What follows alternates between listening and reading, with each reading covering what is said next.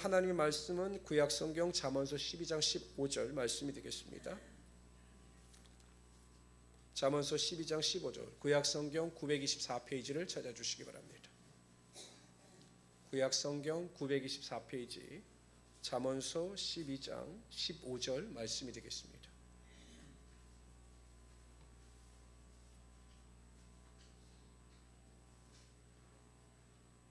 우리 한 절밖에 안 되니까 우리 다 같이 한 목소리로 읽도록 하겠습니다. 읽습니다. 시작.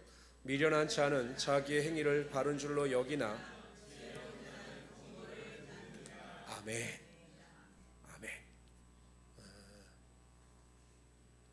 저는 오늘 읽어드릴 본 말씀을 가지고 잠언을 통해서 배우는 지혜의 축복 두 번째 시간을 갖도록 하겠습니다.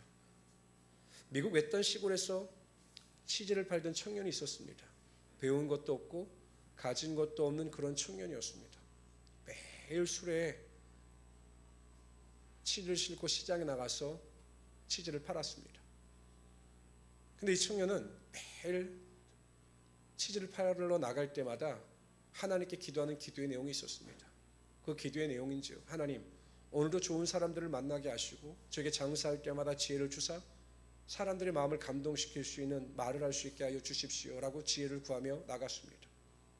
정말 보잘것없는 인생이었죠. 부모에게 물려받은 재산도 없고 배운 지식도 없는 상태에서 조그맣게 수레를 끌고 나가는 그의 삶에 과연 희망이 있을까 하는 생각이 들 정도였습니다. 그러나 그는 꾸준히 포기하지 않고 나갈 때마다 하나님께 지혜를 구하는 기도를 하였습니다. 결국 하나님께서 그에게 지혜를 주사 그를 축복하여 주셨습니다. 후에 이 사람이 그 미국에서 식품회사 중에서 유명한 크래프트라고 하는 회사를 창립하는 하나님의 능력을 맛보게 됩니다. 2015년에 여러분도 아시겠지만 하인즈라고 하는 회사를 들었을지 모르겠는데 이 글로벌 회사와 통합하여 합병해서 세계 5의 식품 회사를 만드는 큰 능력을 맛보게 됩니다. 실제로 보잘것 없었지만 하나님이 주신 지혜로 크래프트는 위대한 사업가가 될 수가 있었던 겁니다. 조지 프리스트라고 하는 의사가 있었습니다. 외과 의사인데 공격 가운데 빠져있는 환자들을 잘 수술해서 살려놓으면 사람들이 감염에 의해서 죽는 겁니다. 수술해서 살려놓은 환자보다 수술 이후에 죽는 환자들이 많이 생겨나게 된 거죠. 그가 순간순간 생명을 잃을 때마다 너무 큰 슬픔에 빠졌습니다. 그래서 그는 하나님께 기도합니다. 하나님, 수술받은 이후에 감염으로 인하여 죽는 자들을 살릴 수 있는 지혜를 저에게 허락하여 주십시오라고 매일 하나님께 기도했습니다. 그래서 하나님께서 그에게 지혜를 주셨습니다. 페놀이라고 하는 그 치료제를 가지고 감염을 예방할 수 있는 그 소독 방법을 창시케 하여 주셨습니다. 그래서 그 이후로는 수술을 받은 이후에 감염으로 인하여 죽는 자들의 환자 수가 급격히 줄어들게 되었습니다. 사람들은 그 리스터에게 어떻게 그러한 아이디어를 생각해냈느냐라고 물을 때 그는 내가 하나님께 기도함으로 하나님께서 나에게 지혜를 주셔서 그것을 깨닫게 되었다라고 수시로 고백을 하였습니다. 성도 여러분, 하나님은 믿음으로 살아가는 자들이 하나님께 대하여 지혜를 구할 때 하늘의 문을 여시고 하늘의 신령한 지혜와 은혜와 능력으로 함께하여 주시는 것입니다. 우리가 문제를 만나고 고난을 만나고 환난을 만날 때마다 우리의 지혜를 통하여 피할 길로 인도하시고 또 우리가 바라고 소망하는 모든 비전과 꿈을 이룰 수 있는 지혜를 반드시 허락하여 주시는 하나님이 되시는 것입니다.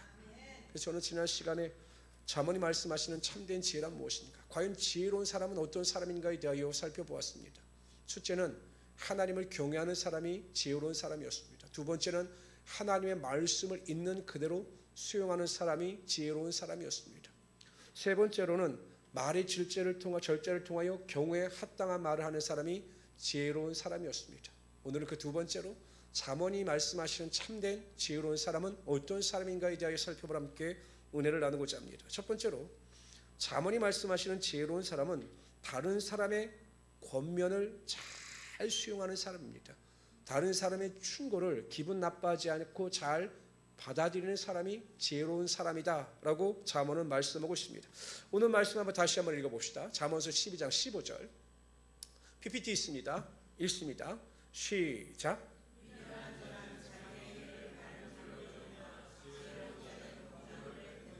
미련한 자는 어떤 사람이냐? 자기 행위를 바른 줄로 여기는 사람입니다. 항상 나는 틀리지 않았다. 내가 하는 행동이나 내가 하는 생각이나 모든 것이 다 맞다라고 생각하여 고집불통의 사람이 미련한 사람이라는 것입니다. 근데 지혜로운 사람은 어떤 사람이냐? 나는 틀릴 수도 있다라고 하는 가정하에서 다른 사람의 충고와 권면을 자기의 것으로 수용하는 사람들이 지혜로운 사람들이다. 이렇게 말씀하고 있는 것입니다. 자문이 말씀하지 않아도요. 제가 이제 인생을 어느 정도 살아보니까 정말 미련한 사람과 지혜로운 사람들이 있어요. 참 인생을 어렵게 살고 인생을 꾸며 사는 사람들이 있습니다. 어떤 사람들이냐? 절대 다른 사람의 말을 하지 않아요. 특징이 있어요. 정말 못 사는 사람들, 못 산다는 게 뭔가 잘 못 사는 사람들을 보면 핑계가 많습니다. 이렇게 권면을 해주면요, 아 그렇습니까? 아이고 그럼 제가 그 사람 한번 받아들여 보죠. 또 어떤 사람들이냐면 저도 그런 사람 중에 축하지만 이 들어도요, 누군 사람이 누군가 저에게 충고를 해줘도 어떨 때는 그 충고가 제 인생에 별로 도움이 되지 않는 경우도 있어요. 그러면 그런 경우에 굳이 아이 그건 아닙니다라고 말할 필요가 없습니다. 충고해 주는 사람도 권면해 주는 사람도 생각을 하고 권면해 주는 거기 때문에 아이고 제가 한번 그것을 참고해 보겠습니다. 이렇게 지혜롭게 넘기는 것이 좋죠. 그런데 정말 여러분 고집불통인 사람은 핑계가 많아요. 내가 이렇게 말하면 이래서 안 되고 저래서 안 되고 이래서 안 되고 다 안 된다는 겁니다. 그렇다고 인생이 잘 풀리느냐? 아니에요. 항상 그 자리입니다. 권면을 해도 수용하지 않는 사람은 결코 인생이 잘 풀리는 경우를 제가 절대 보지 못했습니다. 근데 권면을 잘 받아들이고 자기의 것으로 승화시키는 사람들이 보면 결국 인생이 윤택하게 되더라고요. 속한 조직에서 인정받게 되고 속한 조직에서 높임을 받게 되는 것을 저는 보게 되었습니다. 어느 고민을 상담하는 프로그램에 아내의 요리 솜씨 때문에 상담을 하는 한 남편이 나왔습니다. 이제 결혼한 지 3년이 됐는데 이게 아주 뭐 이렇게 심각한 상담은 아니고 연예인 두 사람이 이제 상담하는 거예요. 근데 거기에서 이 남편이 결혼한 지 3년이 됐는데 고민이 뭐냐고 물어보니까 아내가 해주는 음식이 너무 맛이 없다라는 겁니다. 그래서 왜 그렇게 됐느냐라고 물어봤더니 신혼 초에 된장찌개를 끓여왔는데 도저히 못 먹겠다라는 거예요. 간도 안 맞고 정말 호박도 안 있고, 근데 아내가 해맑은 미소를 띠면서 물어보더라는 거죠. 맛있지? 여러분 그렇게 묻는 아내에 대해서 맛없어 라고 할 수 있는 사람이 있겠습니까? 다 우리 그 남자들 겪어오지 않았습니까? 맛있다라고 이야기를 하는 거죠. 최고라고 이야기를 한 겁니다. 그중에 아내가 그 말을 고지고대로 받아들인 거예요. 항상 그 레시피를 가지고 그렇게 된장찌개를 끓이고 요리를 하니까 3년이 지났는데도 맛이 너무 없다라는 겁니다. 이 남편의 어머님은 요리 솜씨가 좋은 분이었기 때문에 더 비교가 되었겠죠. 그래서 어떻게 하면 좋겠느냐라고 그 두 MC에게 물었습니다. 그랬더니 그 상담하는 두 MC가 이야기합니다. 죽을 각오를 하고 말해라. 죽을 각오를 하고 정말 부드럽게 말을 잘해라. 맛이 없다. 정말 당신 거 맛이 없다. 정말 맛이 없는데 맛있게 할 수 있는 방법 한번 연구해봐라. 그렇게 말하는 것이 당신도 살고 가정도 사는 길이다. 이렇게 충고해 주는 것을 제가 들었습니다.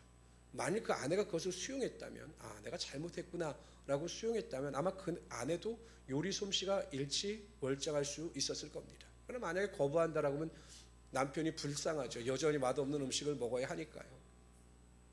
저는 메이저리그를 굉장히 좋아합니다. 미국 프로야구를 굉장히 좋아합니다. 제가 좋아하는 선수 중에 저스틴 터너라고 하는 선수가 있습니다. 뭐 메이저리그를 좋아하는 분들은 알겠지만 이 저스틴 터너라고 하는 선수가 뉴욕 매치에 있을 때는 그저 그런 선수였어요. 근데 갑자기 LA 다저스로 트레이드가 됩니다.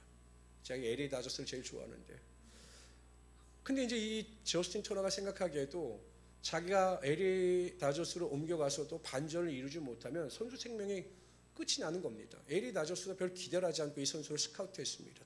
트레이드를 통해서. 그때 이 저스틴 터너가 큰 각오를 합니다. 내가 죽기 살기로 한번 나를 바꿔보겠다라고 결정하고, 그 미국에는 이 타격 스쿨이 있다라고 합니다. 그러니까 개인적으로 타격에 능한 사람들이 프로팀에 소속되지 않고 개인적인 아카데미를 통해서 이제 선수들을 지도하는 거죠. 그 코치 스쿨을 찾아간 겁니다. 그랬더니 그 타격을 가르치는 그 코치가 처음서부터 끝까지 저스틴 터너의 모든 것을 다 바꿔놓았습니다. 그래서 여러분 그래도 프로야구 선수인데 뭐 다 틀렸다, 이거 틀렸다, 이거 틀렸다, 이거 바로 잡아라. 그래서 완전히 타격 폼을 완전히 바꿔놓았습니다. 저스틴 터너는 자신의 잘못을 지적할 때마다 기분이 나빴지만 다 수용했습니다. 여러분 그래서 LA 다저스에 가서 저스틴 터너가 완전 다른 선수가 됩니다. 완전 100% 바뀐 선수가 되고 위대한 선수가 되었습니다. 지금도 40살인데 토론토 블루제이스에서 맹활약하고 있습니다. 그러니까 받아들이니까 수용하니까, 그래서 나를 바꾸니까 인정받고 높아지는, 그래서 많은 사람들에게 존경을 받을 수 있는 인물로 변화가 되었던 것입니다. 우리가 아침에 출근할 때 맨 마지막에 보는 것이 거울이죠.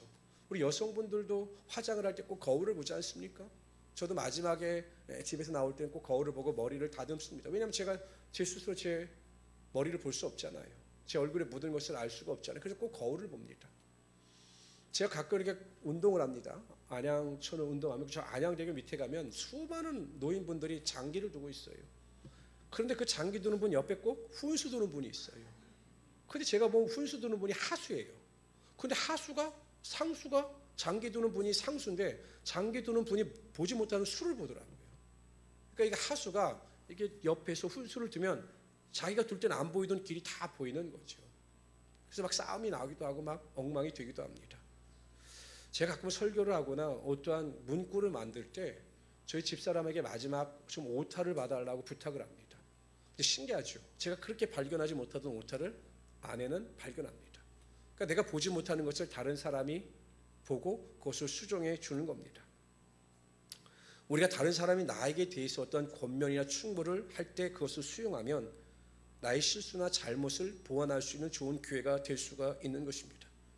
저는 우리 모든 성도님들이 교회에서나 가정에서나 직장에서 누군가가 자신에게 충고를 해줄 때 그것을 기분 나빠하지 마시고 그것을 잘 수용하여 내 것으로 만들므로 말미암아 정말 하나님께서 주시는 지혜를 가지고 더 큰 축복과 더 큰 인정을 받을 수 있는 하나님의 귀한 성도들이 되시기를 주님의 이름으로 축원합니다. 그래서 저도 이렇게 몇 번 이야기하다가 목사님들 사이에서 이분은 받을 준비가 되어 있지 않다면 저는 이제 침묵합니다. 그게 얼마나 그분에게 손해겠습니까? 근데 여러분, 다른 한편으로는요, 다른 사람의 말을 잘 수용해야 하는 이유가 있습니다. 왜냐하면 때로는 하나님께서는 그 사람을 통해서 하나님의 말씀을 전하시기 때문이죠. 구약시대에 하나님께서는 왕과 직접 말씀하시지 아니하시고 선지자들을 통해서 왕에게 하나님의 말씀을 전하셨습니다. 다윗 같은 경우는 우리아 아내 바세바의 간음을 통해서 큰 죄를 범합니다. 완전 범죄라고 생각했지만 하나님께서 보고 계셨습니다. 그리고 나단 선지자를 보내십니다. 그리고 그를 책망하십니다. 다윗은 나단의 책망이 하나님의 말씀으로 인정하고 그것을 수용하여 회개합니다. 그럴 때 하나님께서 그의 죄를 사하여 주셨던 거죠.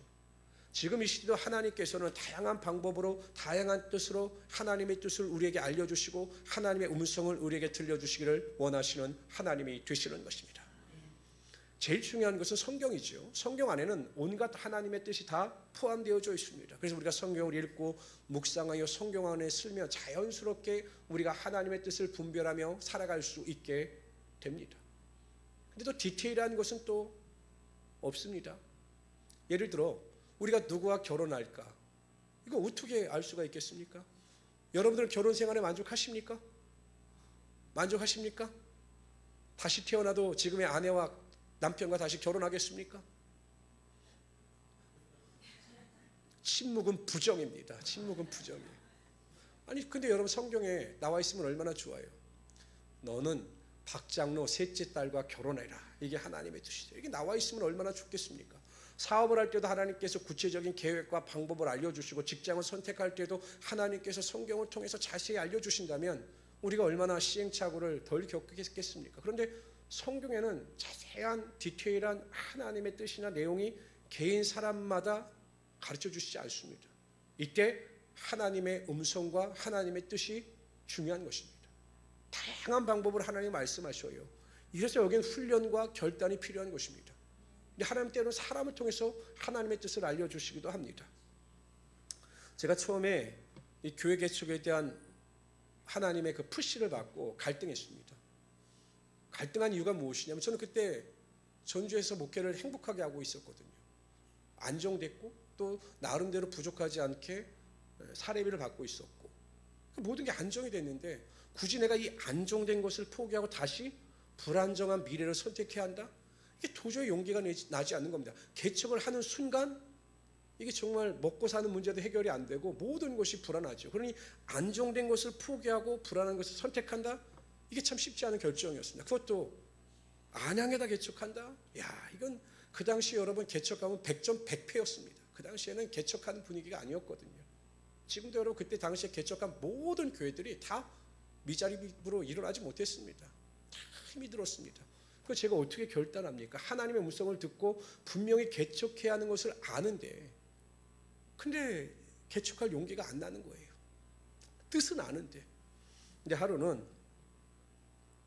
제가 그 당시 이제 운전을 해서 성도들을 댁까지 모셔다 드렸는데, 한 10분을 태우고 다 내려 드린 다음에 마지막에 이제 권사님을 내려 드리는데, 갑자기 권사님이 목사님 잠깐 차를 세우시라고 말씀을 하신 다음에 이렇게 말씀하시는 거예요. 목사님, 내가 목사님에게 꼭 드리고 싶은 말이 있는데 잘 들으세요. 네, 권사님 말씀하세요. 목사님, 언제까지 부교육자 생활 하실 거예요? 개척하세요. 안양에 올라가서 비산동에 개척하세요. 이렇게 말씀하시는 겁니다. 제가 여러분 얼마나 깜짝 놀랐겠습니까? 여러분 그 당시에 그 교회 분위기상 그렇게 말하면 큰일 납니다. 그때 제가 깨달았죠. 하나님께서 내가 주저주저 하니까 하나님께서 권사님을 통해서 말씀하시는구나 라고 생각하고 뒤도 돌아보지 않냐고 제가 결심하고 개척을 하게 되었습니다. 여러분 또 재미있는 사실은 뭔지 아십니까? 나중에 그 권사님한테 여쭤봤더니 본인은 그런 말을 한 기억이 없다라고 이야기합니다. 아유, 목사님, 제가 그런 말을요? 아이고, 큰일 날 소리 마십시오, 목사님. 저는 그런 말을 한 적이 없습니다라고 시고리발을 내미시는 건지 하여간 기억이 없다 그러시는 거예요. 제가 청년 사역을 할 때 한 청년에게 그렇게 말을 했다고 합니다. 너는 정말 모든 것을 살펴볼 때 판사가 되면 참 좋겠다. 하나님께서 너를 참 그 길로 인도하실 것 같다라고 이야기를 했다고 합니다. 그래서 그 청년은 그 말씀을, 하나님의 음성을 듣고 열심히 공부하고 열심히 노력해서 지금 그 길을 걸어가고 있습니다. 저게 그런 말을 하는데 솔직히 저도 기억이 나지 않습니다. 내가 그 친구에게 그런 말을 했는지 기억이 나지 않습니다. 그런데 그 청년은 그것을 하나님의 음성으로 받아들이고 노력해서 그 길을 걸어가고 있습니다. 이처럼 하나님은 다양한 방법으로 하나님의 뜻을 사람에게 알려주시는데, 때로는 이처럼 사람의 입술을 통하여 우리에게 하나님의 뜻을 알려주시는 것입니다. 그래서 만약에 여러분들이 어떠한 기도 제목이나 어떠한 목표를 위해서 열심히 기도하고 최선을 다하여 기도할 때, 성도들 중에 열심히 기도하는 분, 믿음에 성숙한 분이 하시는 말씀에 대해서는 잘 분별하고 수용함으로 말미암아 하나님의 뜻을 분별하며 살아갈 수 있는 하나님의 귀한 성도들 되시기를 주님의 이름으로 축원합니다. 그러면 반드시 그것이 내 인생에 도움이 되고 지혜로운 자의 삶을 살아갈 수 있게 되는 것입니다. 두 번째로요, 잠언이 말씀하시는 지혜로운 사람은 두려워하여 악을 떠나 거룩하게 살아가는 사람입니다. 한번 읽어봅시다. 이게 왜 안 넘어가지? 넘겨주세요. 다 같이 읽어봅시다. 시작.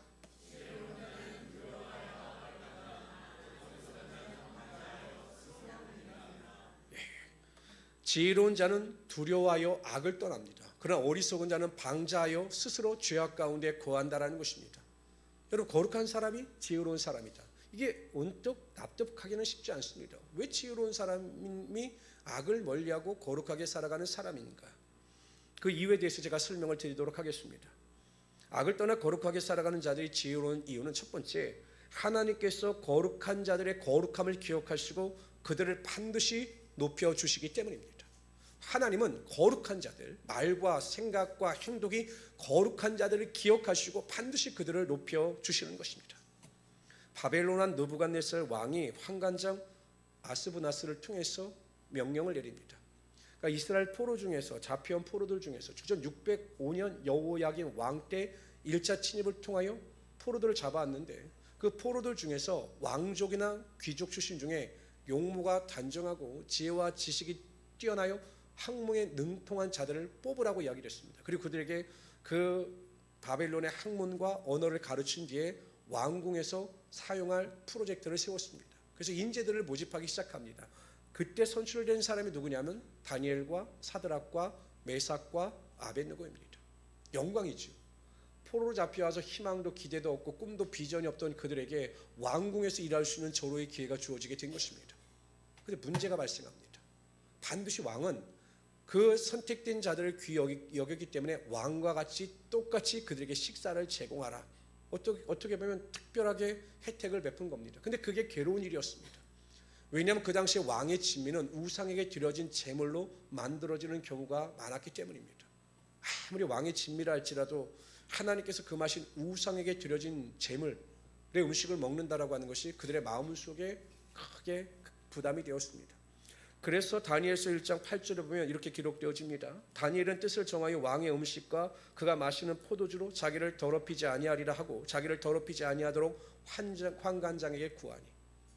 그런 자신들의 모든 것을 더럽히지 않게 뜻을 정합니다. 왕의 진미를 먹지 않기로 결정합니다.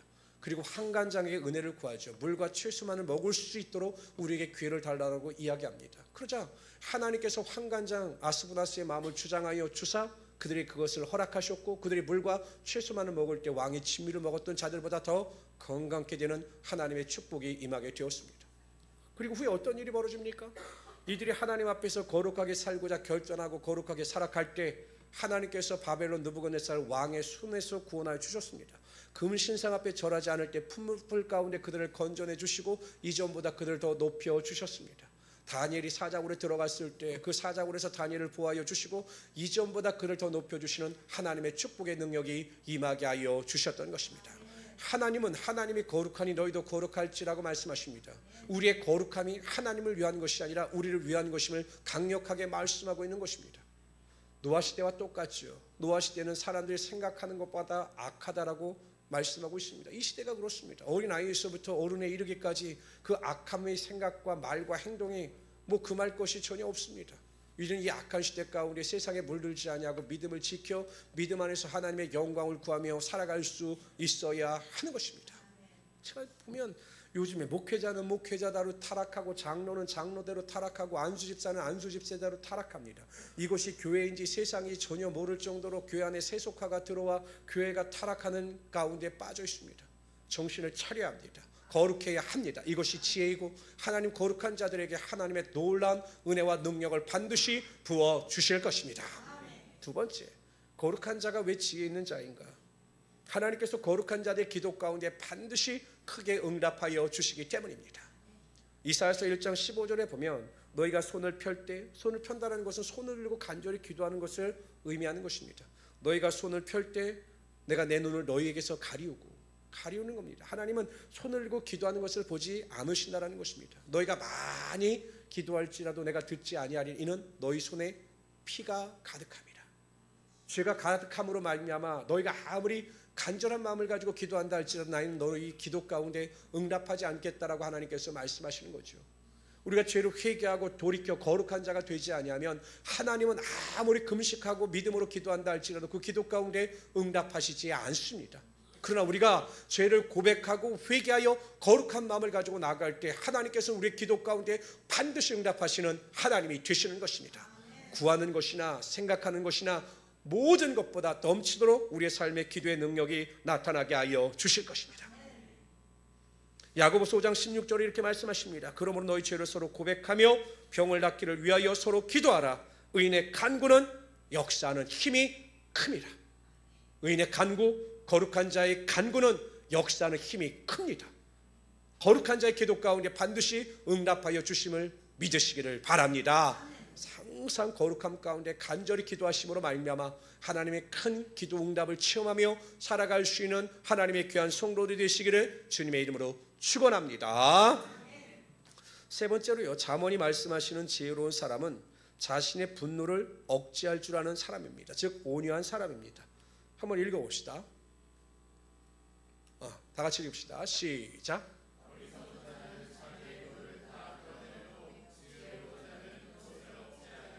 어리석은 자는 자기의 노를 다 드러내도 지혜로운 자는 그것을 억제한다는 겁니다.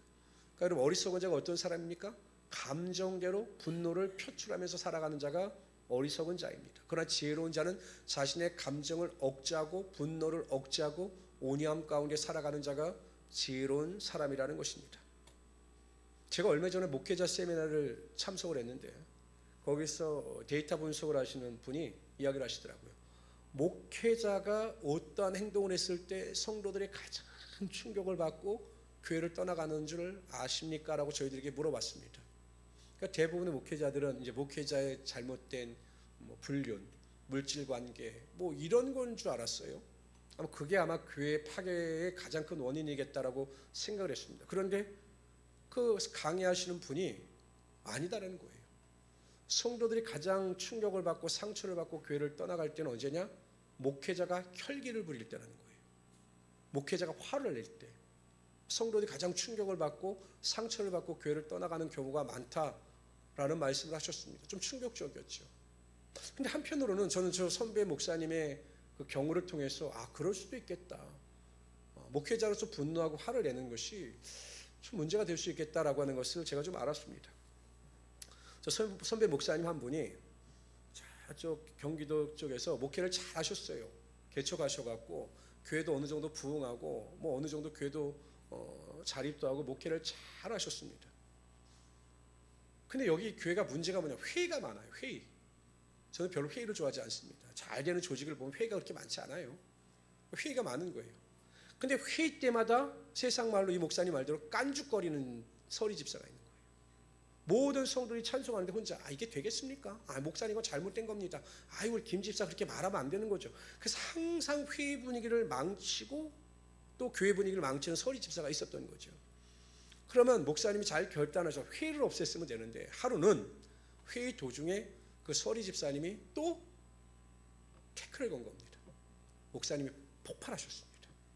근데 하지 마셔야 될 말을 하셨어요. 제가 들어봐도 그 말을 하시면 안 되는데 그 말을 하셨습니다. 어떤 말이냐? 11조도 안 내는 게 말이 많아. 이렇게 화를 내시는 거예요. 11조도 안 내는 게 말이 많다. 그 순간 분위기가 쌓여졌죠. 성도들이 다 떠나갔습니다. 지금도 교회가 회복이 안 돼요. 그걸 지금 제일 후회하셔요. 자신의 감정을 추스리지 못했던 것을 제일 후회하십니다. 성경도 이와 관련하여 분명히 말씀하십니다. 사람이 성내는 것이 하나님의 의를 이루지 못함이니라. 내가 생각하기에 아무리 정당한 상황이라 할지라도 내가 화를 날 때 오히려 그 분노하는 것이 내 정당함을 훼손시켜요. 그렇기 때문에 사람들은 항상 그 분노함, 화를 표출할 것이 아니라 온유함을 가지고 자신의 생각이나 감정을 잘 드러낼 수 있어야 한다라는 것입니다. 근데 여러분 그게 쉽습니까? 여러분 어떻습니까? 부부싸움 할 때나 감정적으로 대하지 않고 온유함을 가지고 생각하면서 싸우십니까? 여보 그건 아니지요. 여보 당신이 그것은 오해하신 것입니다. 이렇게 말하는 부분은 없어요. 목사님은 그렇게 싸우십니까? 아니요. 저도 그렇게 안 싸웁니다. 소리가 높아지죠. 뭐야? 뭐 이렇게 되는 거예요. 근데 그게 오히려 미련한 자의 행동이고 상대방의 감정을 더 부추길 따름인 것입니다. 그래서 성경은 온유한 자가 지혜로운 자라는 것입니다. 상대방을 설득할 수 있는 온유함이 그에게 있을 때 모든 관계가 원활히 이루어질 수 있게 된다는 것입니다. 근데 그 온유함이 쉽지 않아요. 저도 살아보지만 정말 온유함이 쉽지 않습니다. 제가 아침 기도회 때마다 제 자신을 위하여 기도할 때 기도하는 것이 온유함을 위한 기도입니다. 하나님 온유하게 하여 주십시오. 온유하게 하여 주십시오. 어떤 말을 듣더라도 마음속에 분노가 일어나지 아니하도록 어떠한 상황 가운데서도 분노가 일어나지 아니하도록 하나님 나를 도와주십시오라고 저도 아침마다 온유함을 위해서 기도합니다.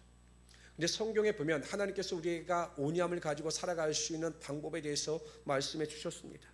갈라디아서 5장 22절 23절에 보면 성령의 9가지 열매에 대해서 이렇게 말씀하십니다. 오직 성령의 열매는 사랑과 희락과 화평과 오래 참음과 자비와 양성과 충성과 온유와 절제니 이 같은 것을 금지할 법이 없느니라.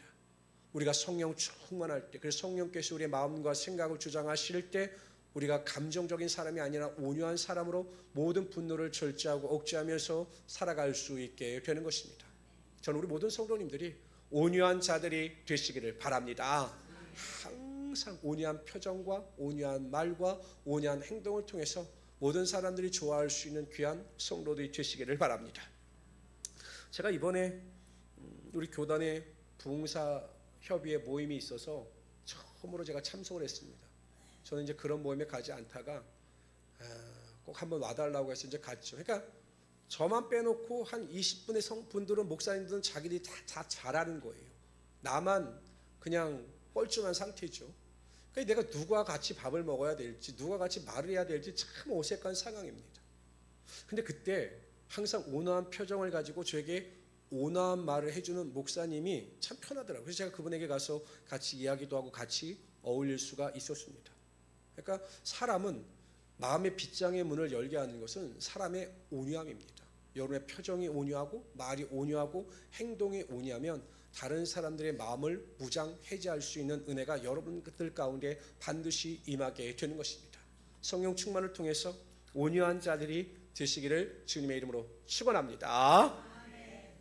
사도행전에 보면 사도들 12사도들이 기도와 말씀을 전하는 일에 집중하기 위해서 이제 교회 일을 나누려고 7집사를 선출합니다. 그러니까 교회 7집사를 선출할 때 기준을 세웠습니다. 첫째, 성령 충만한 사람이었습니다. 둘째, 믿음이 견고한 사람이었습니다. 셋째가 무엇이냐? 지혜로운 사람이었습니다.